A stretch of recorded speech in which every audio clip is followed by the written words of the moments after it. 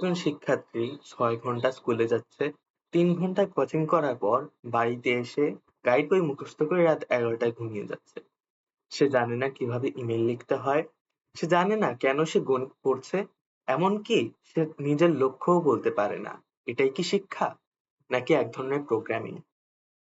বাংলাদেশের একটি শিক্ষার্থীকে ১০-১২ বছর স্কুলে রেখে মূলত শেখানো হয় কিভাবে পরীক্ষায় পাশ করা যায়। তার জন্য রয়েছে গাইড বই, রয়েছে কোচিং সেন্টার, প্রশ্ন ফাঁসের বিশাল এক বড় বাজার এবং রয়েছে রেজাল্ট ভিত্তিক সমাজ ব্যবস্থার চাপ। আমাদের শিক্ষা ব্যবস্থা আমাদেরকে যেন শিখিয়ে দিচ্ছে, তুমি যদি ভালো জিপিএ পেতে পারো তাহলে তুমি ভালো মানুষ। কিন্তু বাস্তব জীবনে জিপিএ 5 এর কোনো মূল্যই নেই। আমরা যা পড়ি তার 70% ২ মাস পরে ভুলে যাই। কেননা আমরা মুখস্থ করি, বুঝি না। চিত্রাঙ্কনের একটি ক্লাসই ধর, যেখানে একটি শিশুকে জোর করে বলা হয় যেন ওই গাছটি আঁকবে, অন্য কোনো গাছ আঁকলে তার নম্বর কাটা যাবে। একটা জাতির ভবিষ্যৎ যে পরীক্ষার উপর নির্ভরশীল, সেই পরীক্ষার প্রশ্ন কিনা ফেসবুক গ্রুপে ৫০০ টাকায় বিক্রি করা হয়। আমাদেরকে ছোটবেলা থেকেই শেখানো হয় মুখস্থ করো, মুখস্থ করো, ভালো নাম্বার আনো, ভালো জিপিএ আনো, না হয়তো জীবনে ব্যর্থ হবে, ভালো কলেজ পাবে না, ভালো ইউনিভার্সিটি পাবে না। আমরা যেন এক সুতোয় গাঁথা, হয় বুয়েট, না হয় মেডিকেল, আর না হয় ঢাকা ইউনিভার্সিটি। এছাড়া যেন আমাদের শিক্ষা ব্যবস্থা কোনো কিছুই নয়। আমাদের শিক্ষা ফিনল্যান্ডের একটা বাচ্চাকে প্রথম ৬ বছর কোনো পরীক্ষাই দিতে হয় না, অথচ আমাদের দেশেই দেখো, আমরা জন্মের পর থেকেই পরীক্ষা নেওয়া শুরু করি। পরীক্ষা দিতে দিতে পড়া মুখস্থ করতে করতে আমরা এতটাই ডিপ্রেসড হয়ে যাই যে শেষ মুহূর্তে আত্মহত্যা ছাড়া আমাদের দেশের শিক্ষার্থীদের কোনো কিছু করারই থাকে না। কেননা আমরা ছোটবেলা থেকেই শিখেছি মুখস্থ বিদ্যা অর্জন করো, পরীক্ষা দাও। পরীক্ষায় মুখস্থ বিদ্যা ছাড়া মনে হয় কোনো উপায়ই নেই পরীক্ষায় ভালো রেজাল্ট করার। অন্যান্য দেশে সবাই শেখে প্রকৃতি থেকে, আমরা শিখি বই থেকে, গাইড থেকে, কোচিং থেকে, বিভিন্ন স্যারদের কাছ থেকে। এটা কোথা থেকে এলো? আমাদেরকে বলা হয়েছিল যে ভালো জিপিএ পেলে তোমার ভবিষ্যৎ নিশ্চিত। ভবিষ্যতে তোমাকে আর কোনো কিছু করা লাগবে না। তুমি ভালো চাকরি পাবে, ভালো একটা ভবিষ্যৎ পাবে। কিন্তু একটা ছেলে এসএসসি, এইচএসসি তে 5 পয়েন্ট পেয়েও তার ইউনিভার্সিটিতে ফার্স্ট ক্লাস ফার্স্ট হয়েও চাকরি পায় না, সে ঘুরে বেড়ায়। বুয়েটের একটা ইঞ্জিনিয়ার ইঞ্জিনিয়ারিং কমপ্লিট করার পরেও সে বেকারত্বের থালা নিয়ে ঘুরে বেড়ায়। দারিদ্রতা তার পিছন ছাড়ে না। একজন ডাক্তার কি মোটিভেশন নিয়ে সে ডাক্তারি পড়া শুরু করে? তারা শুরু করে টাকার বোঝা যাতে মাথায় নিয়ে চলতে পারি, দারিদ্র্যের থালা যাতে না নিয়ে ঘুরতে হয়। একজন ইঞ্জিনিয়ার ভাবে যে আমি ভবিষ্যতে অনেক টাকা ইনকাম করব, এর জন্যই আমার ইঞ্জিনিয়ারিং প্রফেশনে যাওয়া উচিত। মা বাবাও তাদেরকে তাই শেখায় যে ডাক্তার এবং ইঞ্জিনিয়ার ব্যতীত তুমি জীবনে আর কোনোভাবেই সাফল্য আনতে পারবে না। আর ডাক্তার এবং ইঞ্জিনিয়ার হওয়ার জন্য প্রয়োজন ভালো জিপিএ, ভালো রেজাল্ট, ভালো নাম্বার, ভালো একটা কলেজ, ভালো স্কুল। এই করতে করতে আমরা এতটাই ডিপ্রেসড হয়ে যাই যে শেষমেশ আমরা আত্মহত্যা করতে প্রস্তুত হয়ে যাই। আমাদের জীবনের মায়া থাকে না, জীবনের মোহ থাকে না। রেজাল্টের জন্য পারিপার্শ্বিক পরিস্থিতি আমাদেরকে এমন ভাবে চাপ দেয় যে আমরা নিজেরা শ্বাস নিতেও ভুলে যাই। মাঝে মধ্যে মনে হয় যেন জীবনটা আমরা অন্যের জন্য কিওর করবো সেটা জানি না। জন্মগতভাবে আমরা বাঙালি। আমাদেরকে শেখানো হয় তুমি ভালো রেজাল্ট করো, ভালো জিপিএ আনো। আমাদের শিক্ষা ব্যবস্থা আমাদেরকে বারবার তিলে তিলে পিষে মারছে, কিন্তু আমরা কিছু বলার চেষ্টাও করছি না, আমরা কিছু বলছি না।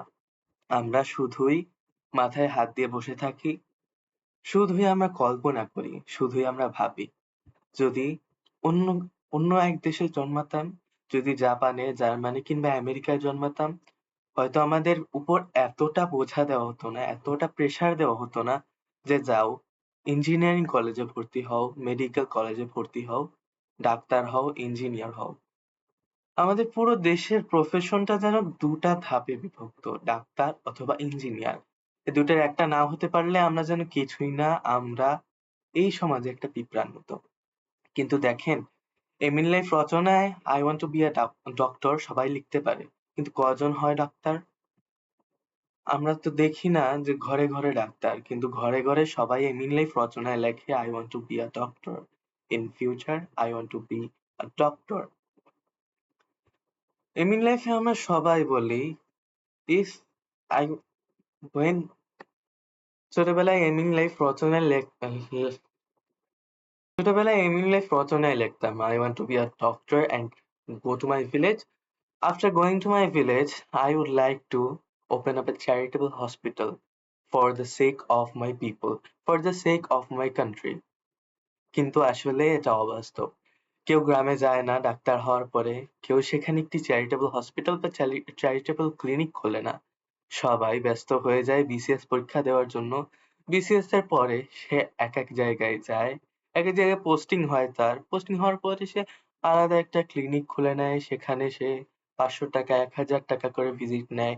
গরিবের রক্ত তো চোষে, কিন্তু সে ৮-৯ বছর আগে যে মিন লাইফে লিখছিল I will become a doctor and I would love to open up a charitable hospital in my village. তো সেটা কোথায় গেল? আমরা তো দেখি না কোনো ডাক্তার একটা চ্যারিটেবল হসপিটাল খুলেছে। কিন্তু এম লাইফে আমরা সবাই এটা লিখি যে আমরা চ্যারিটেবল হসপিটাল খুলবো। যারা আমাদের দেশের শিক্ষা ব্যবস্থাকে কন্ট্রোল করে তাদের কাছে যদি এই কথাগুলো বলা হয়, তাদের কাছে যদি জবানবন্দি চাওয়া হয়, তাহলে তারা বলবে যে আমাদের দেশে আমরা শিক্ষা ব্যবস্থা এইরূপ নির্মাণ করেছি যাতে একটা ছেলে বড় হয়ে মূল্যবোধ অর্জন করতে পারে। একটা মেয়ে মূল্যবোধ অর্জন করার পরে সমাজের একজন হয়ে উঠতে পারে। কিন্তু আসলে সেটা কতটা সত্যি? আমরা তো দেখি না আমাদের দেশের আইন ব্যবস্থা, আমাদের দেশের অবস্থা এত ভালো যে একটা ছেলে ১২-১৩ বছর, একটা মেয়ে সম্পূর্ণ জীবন পড়ার পরেও সে একটি ভালো নাগরিক হতে পেরেছে। আমরা তো কখনোই দেখি না। আমরা দেখি যে একটা ছেলে এত বছর পড়াশোনা করার পরেও চাঁদাবাজ, ধাপ্পাবাজ, ধান্দাবাজ হয়। একটা মেয়ে এতদিন কষ্ট করার পরেও তার জীবনে কোনো উজ্জ্বলতা নেই। তাহলে এই মূল্যবোধের কারণটা কি? এই মূল্যবোধটা আমাদের জীবনে কি কাজে আসলো?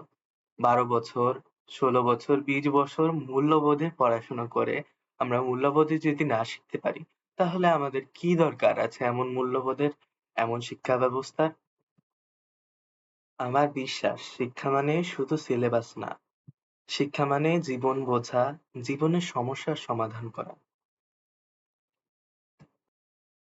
নিজের চিন্তাধারা তৈরি করা, একজন প্রকৃত মানুষ হয়ে ওঠা।